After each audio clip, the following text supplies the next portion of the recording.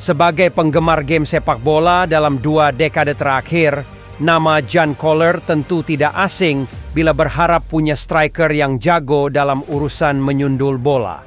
Ya, Jan Koller merupakan salah satu pemain ikonik pada era 2000-an. Bila menyebut label pemain tertinggi di sepak bola, hal itu pasti akan langsung tertuju kepadanya. Meskipun sejatinya Koller bukan pemain tertinggi yang pernah ada dalam sejarah dunia sepak bola, namun ia merupakan salah satu pemain yang mudah diingat karena postur tinggi besar yang dimilikinya diimbangi kualitas mencetak gol yang menawan. Tinggi Koller yang menyentuh 202 cm memang membuatnya sangat menonjol di lapangan. Bobotnya yang juga hampir mendekati 100 kg di masa aktif bermain membuat Koller semakin identik dengan julukan raksasa.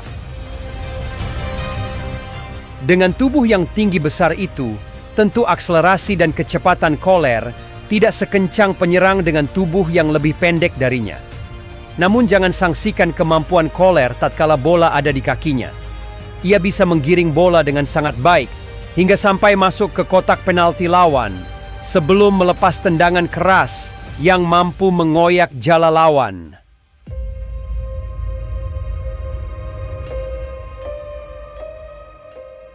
Pria kelahiran Praha, Republik Ceko ini mengawali karir sepak bolanya di negeri sendiri bareng Sparta Praha pada pertengahan era 1990-an silam.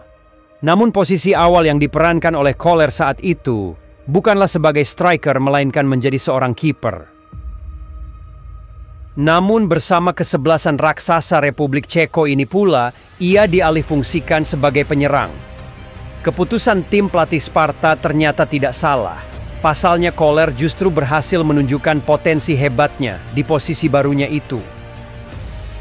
Meski hanya mampu mencetak 5 gol dari 29 penampilan sepanjang 2 musim berseragam merah marun khas Sparta, tapi penampilannya itu dianggap cukup apik. Koller pun kemudian dicomot oleh kesebelasan asal Belgia yakni Lokeren pada musim 1996-97. Pilihannya merantau ke Belgia itu rupa-rupanya jadi momen kunci lesatan karir Koller di dunia sepak bola. 3 musim ia membela Lokeren, pria kelahiran Praha tersebut sukses bertransformasi sebagai penyerang tajam. Dan sundulan kepala adalah senjata utamanya. Koller paham betul bagaimana ia memanfaatkan tinggi badannya. Terkadang ia bahkan tak perlu meloncat tinggi untuk menyambut umpan silang rekannya. Bila Koller sudah melompat untuk menyambut umpan silang, maka yang bakal terjadi adalah sebuah gol sundulan yang keras dan mematikan. Bersama Lokeren, Koller bermain sebanyak 102 pertandingan pada seluruh ajang dan sanggup mengumpulkan 46 gol. Catatan apik tersebut lantas menarik atensi tim nasional Ceko untuk menggunakan jasanya.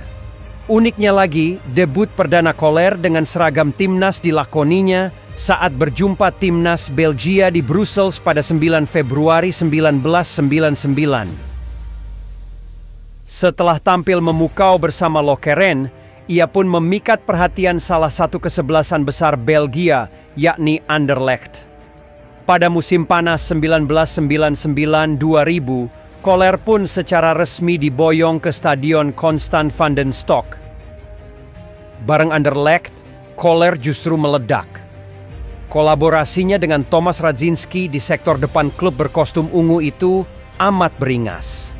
Selama 2 musim, ia bahkan tak pernah mencetak gol kurang dari 2 digit.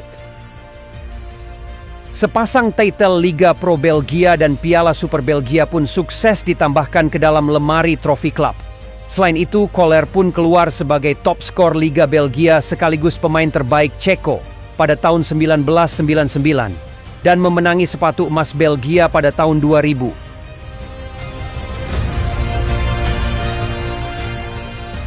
Performa cemerlang itu jugalah yang membuka jalan Koller menuju Bundesliga untuk memakai baju kuning khas Dortmund sejak musim 2001-2002.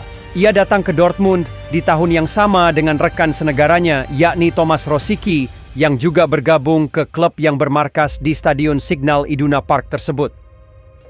Di Dortmund, Kohler diplot sebagai ujung tombak andalan.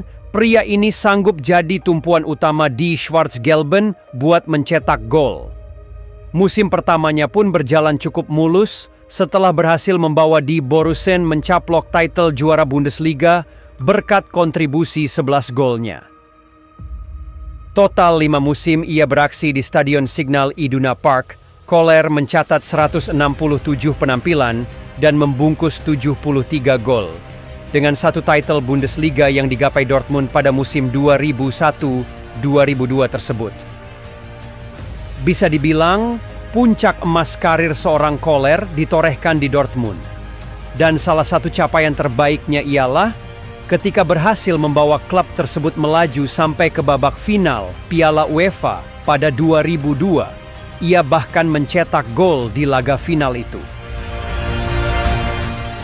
Tapi sayangnya gol Kohler itu belum mampu membantu Dortmund untuk mengalahkan Feyenoord yang menjadi lawannya di final tersebut. Mereka harus mengakui ketangguhan klub asal Belanda itu dan harus mengakui kekalahan dengan skor 2-3. Namun selain mempunyai ketajaman sebagai seorang striker di lini depan, ada satu hal lain yang patut dikenang dari Kohler. Dan hal lain itu adalah ketika ia pernah jadi penjaga gawang dadakan dalam laga big match ketika Dortmund bersua dengan Bayern Munich pada musim 2002-2003. Kala itu Kohler seperti mengenang kembali masa kecilnya sebagai kiper. Latihannya menjadi penjaga gawang sedikit berguna pada pekan ke-12 Bundesliga. Kala itu ia sebenarnya sudah mencetak 1 gol di menit ke-8, tapi terpaksa berganti posisi di menit 67. Ketika kiper Jens Lehmann mendapat kartu merah akibat protes berlebihan terhadap wasit saat insiden gol kedua Bayern. Dalam keadaan tertinggal 1-2 dan sudah menggunakan 3 pergantian pemain, Kohler berlari ke tepi lapangan untuk meminta jersey Lehmann. Tak seperti Harry Kane yang membuat blunder menghadapi tendangan bebas Asteras Tripolis, atau lompatan canggung Rio Ferdinand menghadapi penalti Suli Muntari, Kohler terlihat sangat percaya diri mengenakan sarung tangan. Bisa jadi ia sedang bahagia bernostalgia menjadi kiper.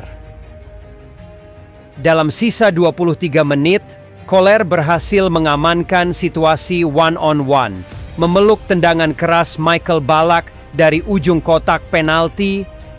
Ditambah dengan aksi overlapnya kala Dortmund mendapat tendangan sudut, Kohler berhasil membuat laga tersebut sebagai laga paling menarik sepanjang sejarah Bundesliga.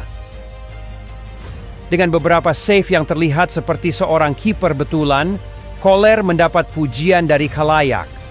Harian Kickers lantas mengganjar Kohler sebagai kiper terbaik Bundesliga pekan itu. Kohler sebagai kiper akan diingat sebagai salah satu aksi pemain outfield terbaik kala bertindak sebagai kiper.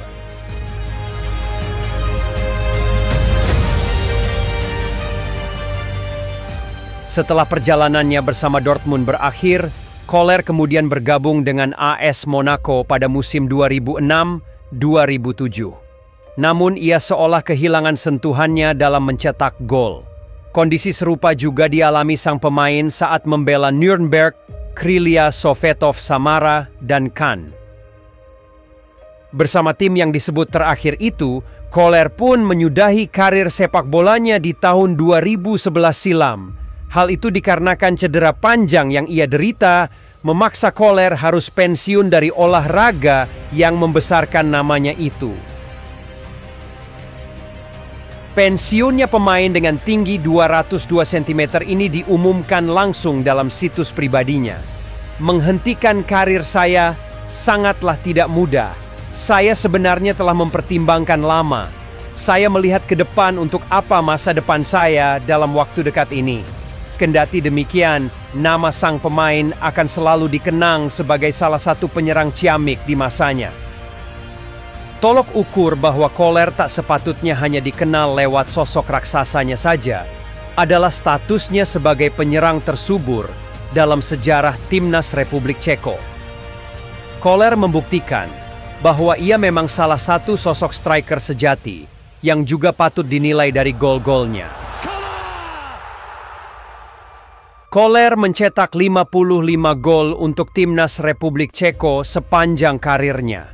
Ia lebih tajam dari barisan striker hebat Republik Ceko lainnya seperti Milan Baros, Vladimir Smicer, Tomasz Rosický, hingga Pavel Kuka.